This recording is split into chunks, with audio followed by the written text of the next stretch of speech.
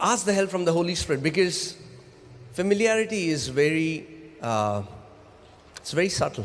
पवित्र आत्मा से मदद मांगे, क्योंकि ये भावना आ जाना कि हमें ये पता है बहुत ही धीमे से आती है. The Bible says for Jesus that in him dwells the fullness of Godhead bodily. Bible यीशु के लिए कहती है कि उसमें परमेश्वर की परिपूर्णता वास करती है. And then Bible says he went to his own country and he wasn't able to do mighty deeds there. लेकिन बाइबल यीशु के बारे में बताती है कि वो अपने ही शहर, अपने ही लोगों के बीच में गया और वहां पर वो महान काम नहीं कर सका लोगों के बीच. Why? Because these people were familiar with him. क्योंकि ये लोग ऐसा सोचते थे कि वो यीशु को जानते हैं. They're like, he's a carpenter. We knew his dad. We know his sister and brothers. वो कहते हैं हम इसको जानते हैं, तो कारपेंटर है, इसके बाप को जानते हैं, इसके बहनों को जानते हैं हम लोग. And those were the people who were not able to receive from God in flesh, in whom dwell the fullness of Godhead bodily. और वही वो लोग थे जो परमेश्वर जो देहधारी होकर चल रहा था उससे नहीं ले पाए कुछ भी, क्योंकि उन्होंने उसको परमेश्वर को सामान्य जाना. Amen. So I want to hear about faith. Come on. As long as I live. जब तक मैं जिंदा रहूं मैं विश्वास के बारे में सुनना चाहता हूं. I can sit under a teaching where somebody is teaching about Mark 11, 23, 24 all the days of my life. मैं अपनी जिंदगी के हर एक दिन मरकुस 11:23 की शिक्षा के अधीन बैठ सकता हूं.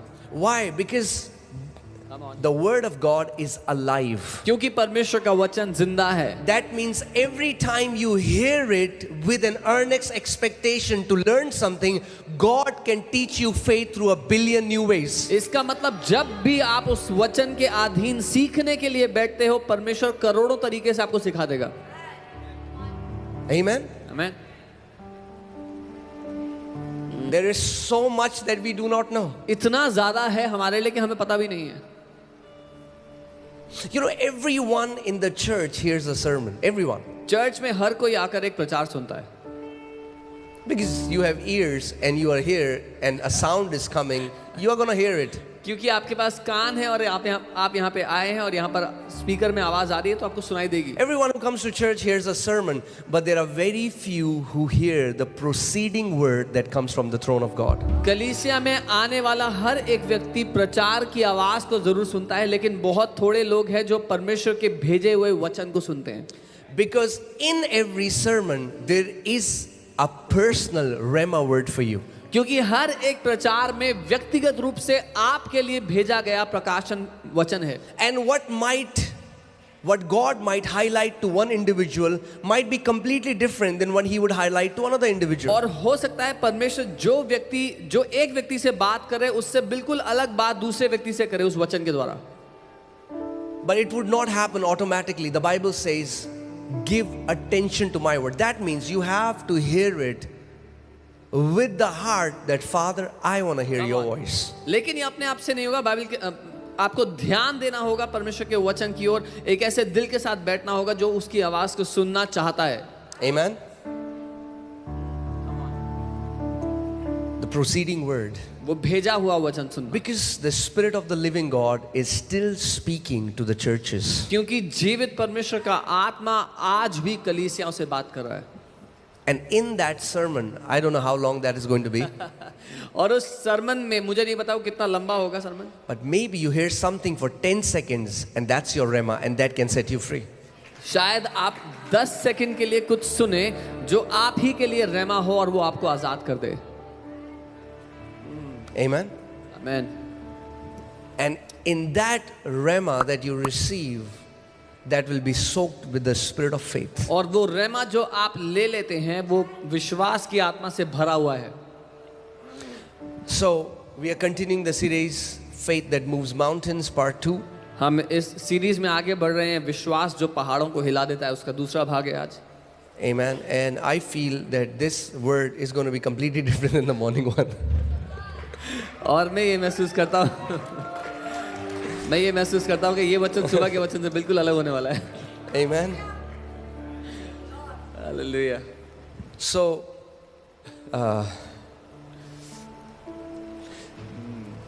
see what the enemy has done is he has divided the body of church by deceiving us into thinking that faith is not my message.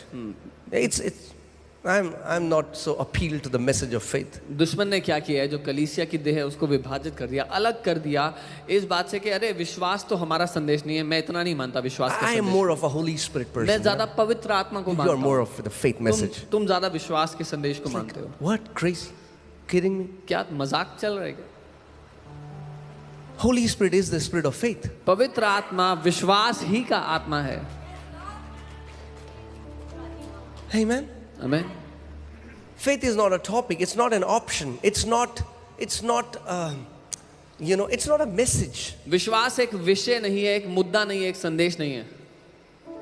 It is the very essence through which we live and thrive and walk in victory. वो जीवन का स्रोत है जिसके द्वारा हम जीते हैं, प्रभुता करते हैं, जय में चलते हैं। Jesus didn't say, "Hey, you of little faith." Sorry, Jesus, we are Holy Spirit people, so that's okay. यीशु ने ये नहीं कहा, जब यीशु ने कहा कि तुम अल्प विश्वासी हो, लोगों ने ये नहीं कहा नहीं हम तो पवित्र आत्मा वाले लोग हैं, हम विश्वास वाले लोग नहीं हैं। Jesus, we are not in that camp.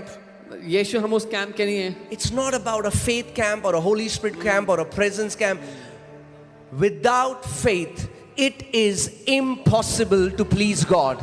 ये मुद्दा विश्वास के कैंप का, पवित्र आत्मा के कैंप का नहीं है। बिना विश्वास के परमेश्वर को प्रसन्न नहीं किया जा सकता।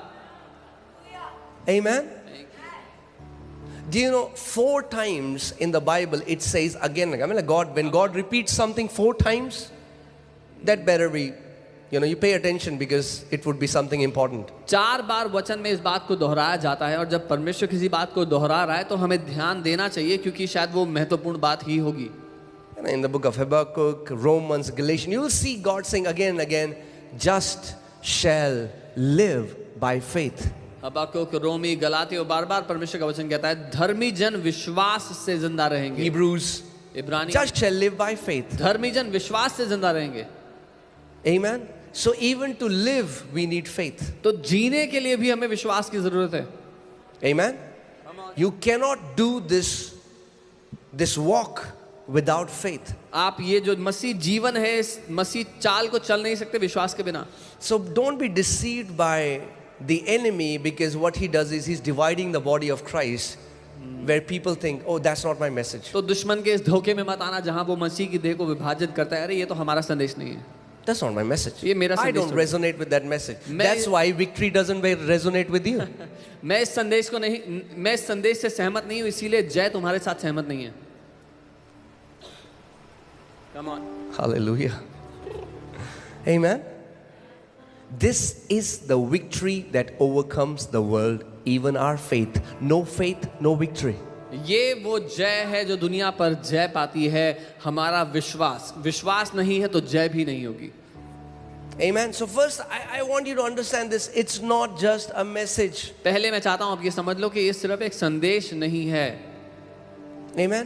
Amen. You know, there are so many believers today who are living with mental faith. आप जानते हैं बहुत से ऐसे लोग हैं, बहुत से विश्वासी हैं आज जो एक दिमागी विश्वास के द्वारा जी रहे हैं। And we have to transition from mental faith to the faith that is born from spirit. और हमें दिमागी विश्वास से आगे बढ़कर आत्मा से जो विश्वास पैदा होता है वहां आना है। You'll say, "I have faith, Pastor. आप कहेंगे पास्टर मेरे पास विश्वास I है, have faith." मेरे पास विश्वास है। You don't know my heart. God knows my heart. आप मेरे दिल को नहीं जानते, परमेश्वर मेरे दिल को जानता है। Well, faith is like love. If it cannot be heard in your words and seen in your action, it's a fake faith. विश्वास प्यार की तरह है, अगर वो आपके शब्दों में सुनाई नहीं देता, आपके कामों में दिखाई नहीं देता, तो वो नकली विश्वास है। Well, it's hidden, it's personal. It's छुपा so हुआ। hidden that when you want to find it, you cannot find it. वो छुपा हुआ है, वो मेरे लिए व्यक्तिगत है, वो इतना छुपा हुआ है कि जब आप ढूंढना चाहते हो तब भी नहीं मिलता। Don't keep it so hidden. इतना भी छुपा के मत रखो। Amen? आमीन। See, like an apple tree doesn't scream, "Hey, hello, hello, my apple are the sweetest, come here." जैसे एक सेब का पेड़ विज्ञापन नहीं करता, हेलो सुनो मेरे सेब बड़े मीठे हैं। You see a tree, you see the fruit, you see, "Oh, this is an apple tree." आप एक पेड़ को देखते हो, उस पर सेब फल को देखते हो, आपको पता लगता है ये सेब का पेड़ It's the same way. वैसे ही है। You won't tell people that you are a man or a woman of faith. They will see the victories in your life and they will say, "This person walks in God kind of faith." It's your victories, it's your breakthroughs. They speak that you are a man or a woman of faith. आपको लोगों को बताना नहीं पड़ेगा, समझाना नहीं पड़ेगा कि आप विश्वास के द्वारा जीते हैं। लोग आपकी जिंदगी देखेंगे, वो जान लेंगे फलों को, जय को देख करके ये व्यक्ति विश्वास के द्वारा जिंदगी बिताता है। Amen.